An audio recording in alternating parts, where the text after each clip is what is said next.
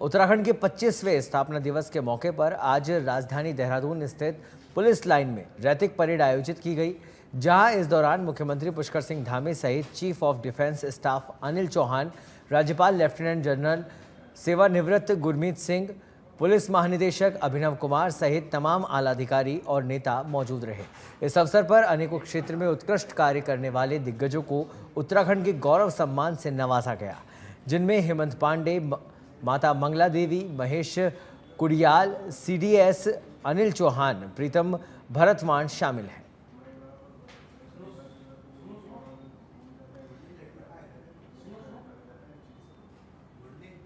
भाइयों बहनों, आज के इस अवसर पर मैं निम्न घोषणाएं भी करना चाहता हूं कि राज्य में सड़क दुर्घटनाओं को प्रभावी रोकथाम हेतु विभिन्न विभागों को साथ लेकर समग्र नीति बनाई जाएगी। राज्य में आपदा के कारण मार्ग एवं पुलों के बह जाने की दशा में यातायात को तुरंत सुचारू रूप से संचालित करने के उद्देश्य हेतु बैली ब्रिज स्थापित किए जाएंगे।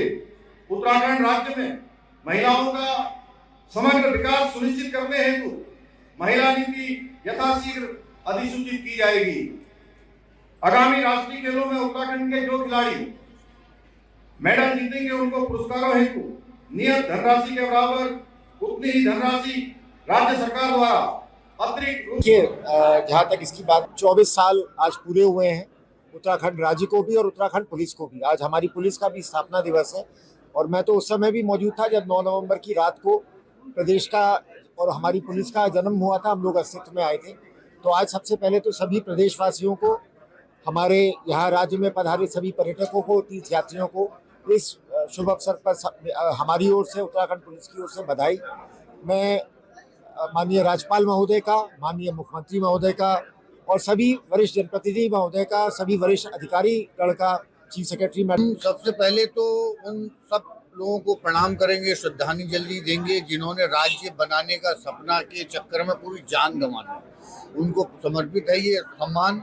और उत्तराखंड सरकार का बहुत बहुत धन्यवाद, उनकी टीम का धन्यवाद कि हमें भी इस लायक समझा कि हम उत्तराखंड गौरव सम्मान को पा सके। तो आज तो खुशी का दिन ये है कि बाहर आपको सम्मान जो मिलता है वो एक अलग होता है, आज आपको आपके घर में आपकी सरकार से सम्मान मिल रहा है, तो ये बहुत बड़े गर्व की बात है।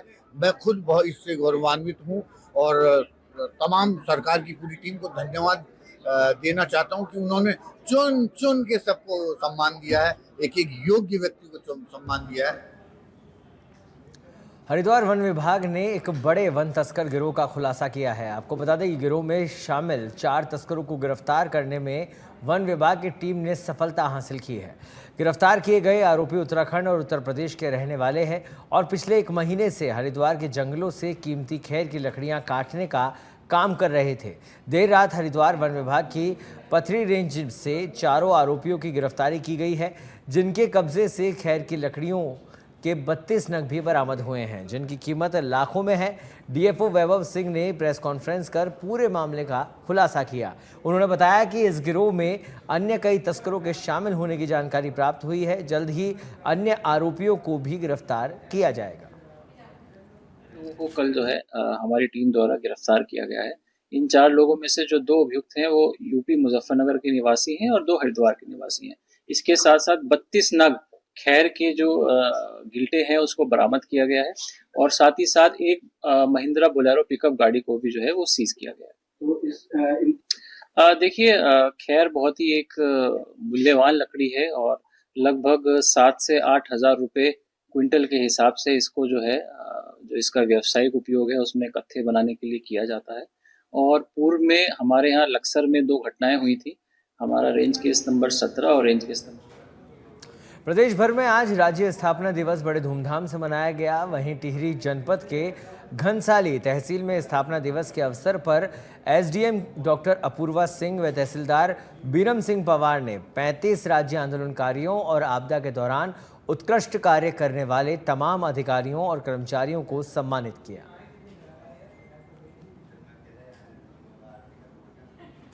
ये तो सब जानते हैं, 1952 में जो है वो PC जोशी ने उसके बीज बोया। उसके बाद 1968 में जो है ऋषि वल्लभ सुंदरलाल के नेतृत्व में जो यशवंत परमार वगैरह और टीरी नरेश के नेतृत्व में हमने 1978 में वोट क्लब पर गिरफ्तारी दी थी। फिर उसके बाद आगे चला, बीच में इमरजेंसी आ गई, आंदोलन टूट गया। फिर 1978 में त्रिपन सिंह नेगी टीरी के सांसद थे, उनके नेतृत्व में हमने अनिश्चित सत्याग्रह किया और फिर 71 लोग पहले वो जेल गए, तिहाड़ जेल पहली बार। उसके बाद आंदोलन हमने 1994 के आंदोलन की आधार भूमि तैयार की और वो जो पूरा व्यापक रूप से उभाड़ उसमें आ गया, तो जो भी बना वैसे बना। हमारी कल्पना थी कि ये हमारी जो सब डिवीज़न है उसमें टोटल 36 राज्य आंदोलनकारी हैं टोटल, सभी को इनवाइट किया गया था। तो ऑलमोस्ट उसमें से 80% सब लोग आ गए हैं। तो जो लोग आ रहे हैं धीरे धीरे करके आ भी रहे हैं, तो उनको हमने सम्मानित किया सभी राज्य आंदोलनकारियों को। और यदि वो खुद उपस्थित नहीं, यदि उनके आश्रित भी उपस्थित है तो उनके आश्रितों को भी किया गया। और उसी क्रम में हमारे जिन्होंने आपदा में इस सीज़न में बहुत अच्छा और उत्कृष्ट और बहुत मेहनतम कार्य किया है, डिफरेंट डिपार्टमेंट के लोग हैं, उनको भी हमने सम्मानित किया। लगभग 20 लोग हैं जिनको हमने डिफरेंट डिपार्टमेंट्स, कुछ राजस्व के हैं, कुछ एजुकेशन के हैं, कुछ हमारे पुलिस डिपार्टमेंट के हैं, तो उनको भी हमने आज। कई सारे मुद्दे हैं।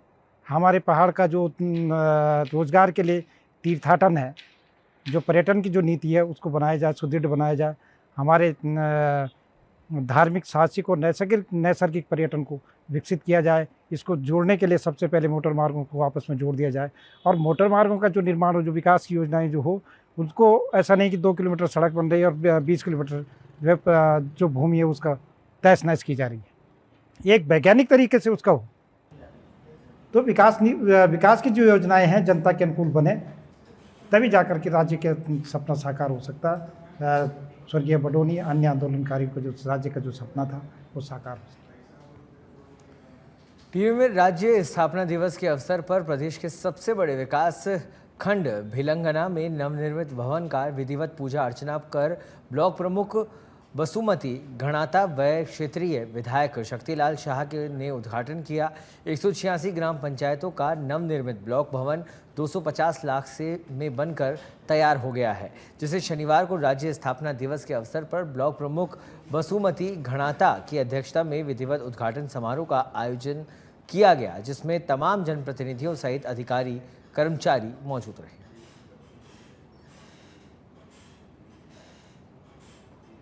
विधानसभा को बहुत बहुत बधाई और शुभकामनाएं देना चाहता हूं कि आज राज्य स्थापना दिवस है।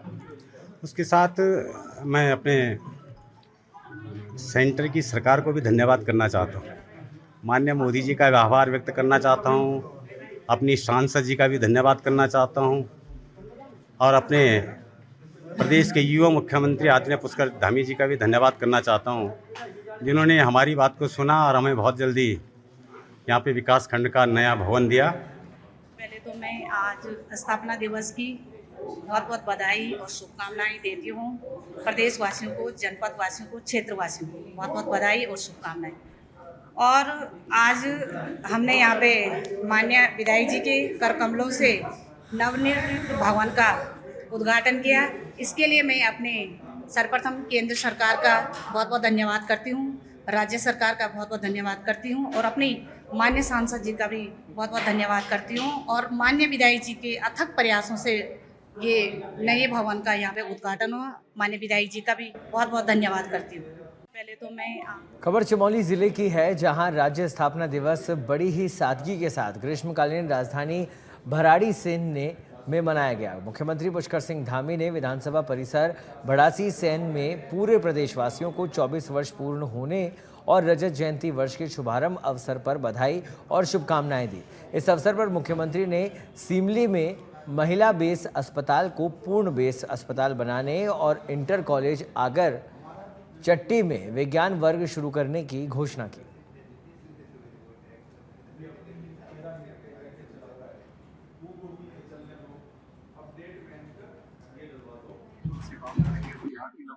लंबे समय से मांग है, अन्य भी जो योजनाएं यहाँ की हैं, यहाँ का विकास हमारे पूर्ण प्राथमिकता है, पहली प्राथमिकता है। उस प्राथमिकता को हम लोग अंगीकृत करते हुए उसको बहुत उतारेंगे।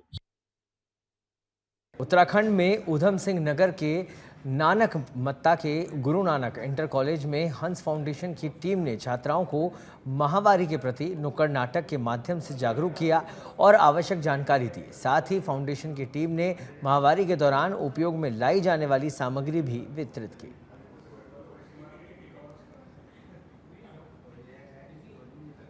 जो किशोरावस्था में जो लड़कियां पहुंचती हैं जब, ठीक है, तो उनको माहवारी शुरू हो जाती है, तो उसके बारे में वो उतनी जागरूक नहीं होती है, ठीक है, वो थोड़ा सा परेशान होती हैं, घबराती हैं, तो ठीक से किसी से बात नहीं कर पाती, कह नहीं पाती हैं। तो वो हेजिटेशन ख़त्म करने के लिए कि भाई माहवारी जो है वो एक प्रोसेस है, नेचुरल प्रोसेस है, उसको समझना है, उसको जानना है, ठीक है, घबराना बिल्कुल नहीं है। तो इस परिप्रेक्ष्य में हमारी संस्था हंस फाउंडेशन ने इस स्कूल में आज एक प्रोग्राम किया है, जिसमें नुक्कड़ नाटक के माध्यम से उनको जागरूक करने की कोशिश की गई बच्चों को, और साथ में सैनिटरी पैड का डिस्ट्रीब्यूशन किया गया है, साबुन दिए गए और डिग्रेडेबल बैग दिए ताकि उनको हम डिस्पोज कर, जो सैनिटरी पैड होते हैं उनको वो लड़कियाँ डिस्पोज कर सकें, इधर उधर फेंकना नहीं चाहिए उनको, उससे क्या होता है बैक्टीरियल इन्फेक्शन बहुत ज़्यादा। राज्य स्थापना दिवस के मौके पर उत्तराखंड बेरोजगार संघ ने मुख्यमंत्री आवास कूच किया। इस दौरान बेरोजगारों ने करो या मरो रैली के नारे लगाते हुए हुंकार भरी, तो वहीं बॉबी पंवार के नेतृत्व में उत्तराखंड बेरोजगार संघ के युवा बड़ी संख्या में गांधी पार्क में एकत्रित हुए और सरकार के खिलाफ नारेबाजी करते हुए रैली निकाली। बेरोजगार युवाओं ने मांग की है कि पुलिस कांस्टेबल भर्ती उम्र में छूट दी जाए व महिलाओं के लिए अलग से 500 पदों पर भर्ती की जाए। बेरोजगार युवा बड़ी संख्या में गांधी पार्क से दिलाराम बाजार चौक होते हुए हाथी बड़कला पहुंचे, जहां पुलिस ने बैरिकेडिंग लगाकर उन्हें रोक दिया। रोके जाने से नाराज बेरोजगार युवाओं और पुलिस के बीच काफी तीखी नोकझोंक व धक्का मुक्की भी देखने को मिली। देखिए, बड़ा दुर्भाग्य है उत्तराखंड वासियों का, यहाँ के नौजवानों का, कि राज्य स्थापना दिवस के दिन, जिस दिन एक यहाँ के लोगों के द्वारा जश्न मनाया जाना चाहिए था, उस दिन यहाँ के युवाओं को सड़कों पर उतरना पड़ रहा है। बड़ा दुर्भाग्य है। और एक सीधी सी मांग है कि प्रदेश का युवा कह रहा है कि जिस युवा को एक भी बार आवेदन करने का मौका नहीं मिला है, क्योंकि जो एक भर्ती जो 2014 और सीधे 21 में आई थी, उन 7 सालों में जो 4 साल का गैप 18 से 22 का, वो कुछ युवा ऐसे जिन्हें एक भी बार अवसर नहीं मिला है आवेदन करने का। केदारनाथ उपचुनाव में भाजपा के प्रदेश महामंत्री आदित्य कोठारी लगातार आम लोगों के बीच में जा रहे हैं और उनसे भाजपा के प्रत्याशी के लिए वोट मांग रहे हैं। हमारे संवाददाता ने कोठारी से खास बातचीत की, क्या कुछ कहा उन्होंने, आइए आपको सुनाते हैं। भाजपा पूरी तरह से लगी हुई है और हमारे साथ भाजपा के प्रदेश महामंत्री हैं। लगातार प्रदेश महामंत्री आदित्य कोठारी जी फील्ड में लोगों से मिल रहे हैं, कार्यकर्ताओं से बातचीत कर रहे हैं और आम जनता के बीच में भी जा रहे हैं।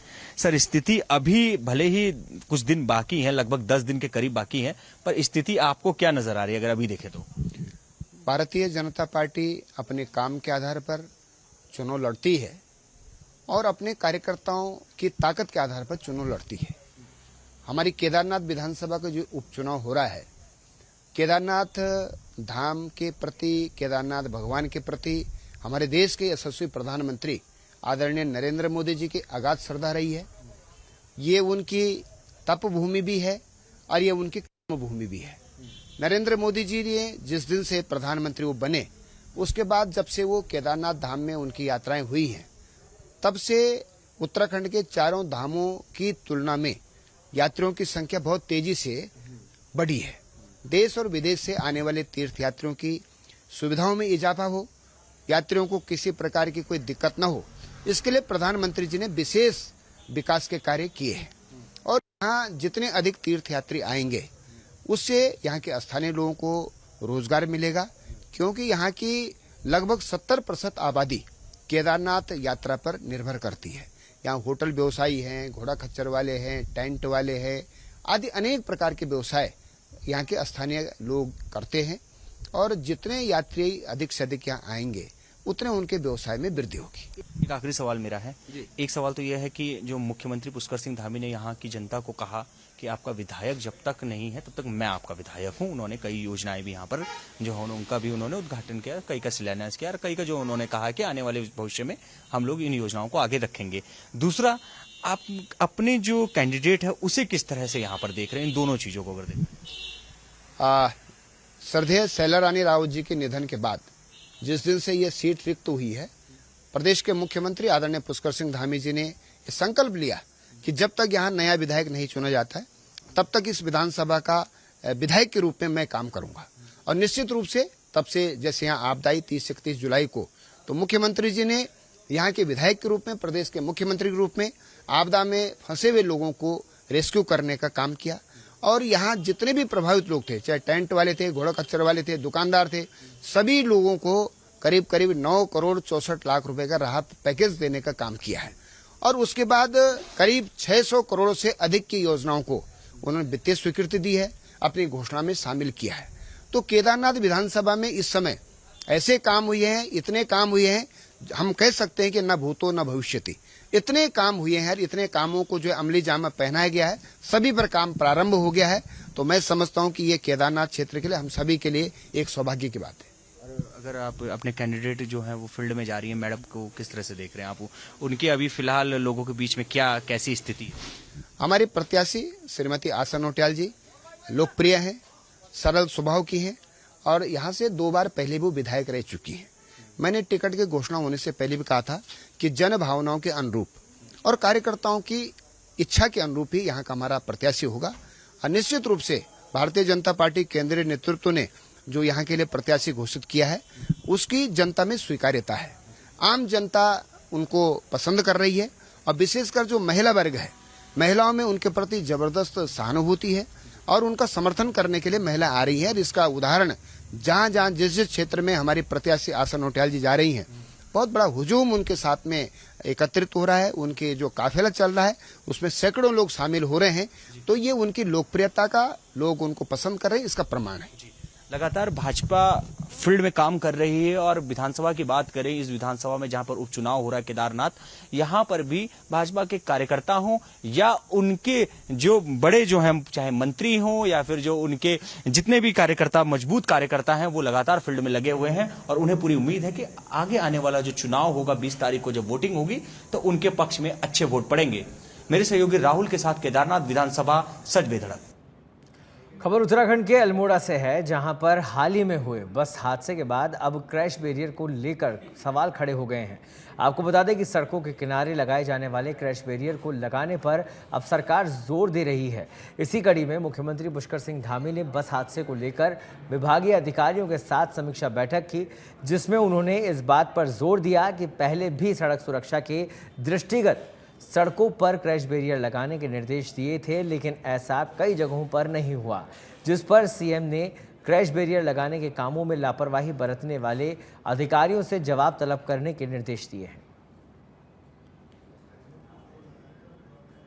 जी ने पूर्व में ही निर्देश दिए थे कि जितने भी हमारे स्टेट हाईवे हैं, जो राजमार्ग जिनको हम कहते हैं, उनमें और जो राष्ट्रीय राजमार्ग हैं, NH नेशनल हाईवे, इनमें 100% क्रैश बैरियर लगाए जाएं या पैरापेट बनाए जाएं। उस पर ऑलरेडी हम लोग काम कर रहे हैं, काफ़ी सारे हमने कर लिए हैं, पिछले साल से हम लगातार करते चले जा रहे हैं और हमारा टारगेट है कि 31 मार्च तक हम सारे नेशनल हाईवे और स्टेट हाईवे को 100% क्रैश बैरियर या पैरापेट से कवर कर देंगे। खबर देहरादून के मसूरी से है, जहां पर उत्तराखंड जल निगम के अधिकारियों ने झड़ी पानी क्षेत्र में सीवर लाइन बिछाने के लिए स्थलीय निरीक्षण किया। एक सप्ताह के अंदर निगम के इंजीनियर क्षेत्र का विस्तृत निरीक्षण कर कार्य योजना को मूर्त रूप देंगे। आपको बता दें कि 18 अक्टूबर को मसूरी नगर पालिका में संपन्न हुई जनसुनवाई बैठक में क्षेत्र में सीवर लाइन न होने का मुद्दा उठा था, जिस पर जिलाधिकारी सविन बंसल ने जल निगम को क्षेत्र का सर्वे कर कार्य योजना बनाने के निर्देश दिए।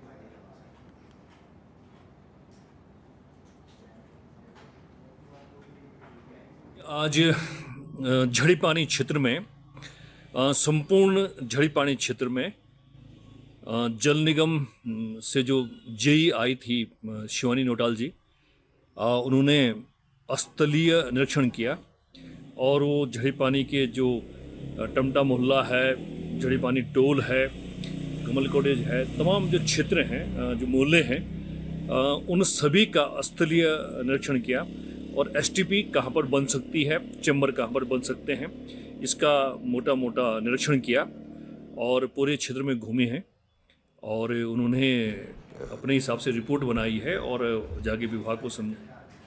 उत्तराखंड राज्य आज अपनी रजत जयंती मना रहा है। 24 वर्ष का पूरा करने के बाद आज 25वें वर्ष में प्रवेश कर रहा है। इस मौके पर अनेक स्थानों पर कार्यक्रम आयोजित किए गए। वहीं मुख्यमंत्री पुष्कर सिंह धामी ने शहीद स्थल पहुंचकर सभी राज्य आंदोलनकारियों, शहीदों को नमन कर श्रद्धांजलि अर्पित की। मुख्यमंत्री ने इस दौरान प्रदेशवासियों को बधाई देते हुए कहा कि इन 24 सालों के सफर में उत्तराखंड ने विकास के नए आयाम स्थापित किए हैं। के 24 साल पूरे हो रहे हैं, हम 25वें साल में प्रवेश कर रहे हैं मैं आज इस राज्य स्थापना दिवस के अवसर पर अपने सभी राज्य के बलिदानियों को, हमारे अमर बलिदानी जिन्होंने राज्य के लिए अपने प्राणों का बलिदान किया, देश की सीमाओं पर हमारे राज्य से अपना सर्वोच्च बलिदान देने वाले सभी उन आत्माओं को भी मैं नमन करता हूं। और इस अवसर पर हमारे प्रधानमंत्री जी ने जो बाबा केदार की भूमि से कहा था कि 21वीं सदी का तीसरा दशक उत्तराखंड का दशक होगा, तो 25वें साल में हम सब उत्तराखंड वासी ये संकल्प लेते हैं। केदारनाथ विधानसभा में उपचुनाव को लेकर भाजपा के रुद्रप्रयाग विधानसभा से विधायक भरत चौधरी लगातार प्रचार प्रसार में लगे हुए हैं और अपनी कैंडिडेट के लिए वोट मांग रहे हैं। वहीं भरत चौधरी ने चुनाव में बीजेपी की तैयारियों को लेकर कहा कि प्रदेश में विकास को लेकर भाजपा सरकार ने बहुत कुछ किया है। केदारनाथ विधानसभा में हम उपचुनाव जीत रहे हैं। जो विकास केदारनाथ में हुआ है वह आज काबिले तारीफ है। केदारनाथ की जनता भाजपा के विकास को लेकर पूरी तरह भाजपा की प्रत्याशी को इस उपचुनाव में वोट करेगी।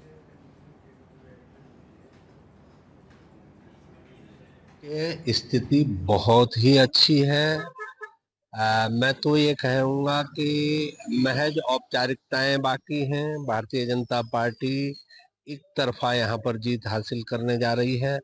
अभी तक इस विधानसभा चुनाव में जितने चुनाव हुए हैं उन सभी चुनावों में सबसे बड़ी जीत जो है भारतीय जनता पार्टी की इस उपचुनाव में होने वाली है और कम से कम 10,000 से भी अधिक के अंतर से हम इस सीट को जीतने जा रहे हैं। आज उत्तराखंड की रजत जयंती मनाई जा रही है। इस अवसर पर देहरादून में एक कार्यक्रम आयोजित हुआ। इस अवसर पर पीएम मोदी ने वर्चुअल माध्यम से सभी को संबोधित भी किया। पीएम ने कहा कि उत्तराखंड के स्थापना दिवस की आप सभी को बहुत बहुत बधाई। हमें अब उज्जवल उत्तराखंड के भविष्य के लिए अगले 25 वर्ष की यात्रा शुरू करनी है। इसमें एक सुखद संयोग भी है कि ये यात्रा ऐसे समय में होगी जब देश की 25 वर्ष के अमृतकाल में हम लोग मौजूद हैं। उत्तराखंड के स्थापना दिवस की आप सभी को बहुत बहुत बधाई। आज से ही उत्तराखंड के रजत जयंती वर्ष का शुभारंभ हो रहा है, यानी हमारा उत्तराखंड अपने 25वें वर्ष में प्रवेश कर रहा है। हमें अब उत्तराखंड के उज्जवल भविष्य के लिए अगले 25 वर्ष की यात्रा शुरू करनी है।